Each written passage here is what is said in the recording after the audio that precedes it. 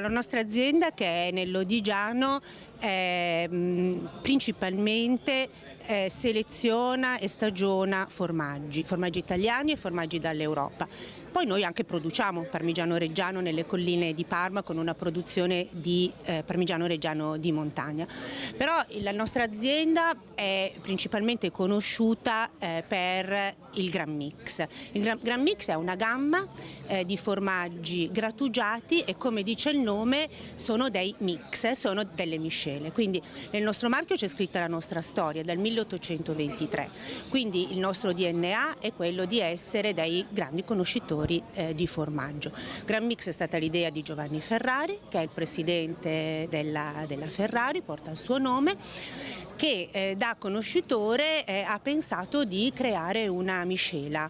Allora nella miscela, nel miscelare i gusti, si può trovare anche una maggiore ricchezza, una diversificazione, sicuramente una diversificazione rispetto agli ingredienti, e noi abbiamo degli ingredienti anche di grande nome. Ecco, il nostro Gran Mix, il primo Gran Mix, è una miscela di parmigiano reggiano, grana padano e Emmentaler svizzero, quindi insomma mettendole insieme le caratteristiche di questo formaggio ne esce qualche cosa, un blend con un gusto molto particolare. Noi continuiamo ad investire per mantenere un po' lo stato dell'arte, perché chiaramente gli impianti si evolvono, diventano più performanti, danno delle maggiori garanzie per l'ottima conservazione del prodotto, perché oggi molti formaggi vengono acquistati al libero servizio, sempre di più.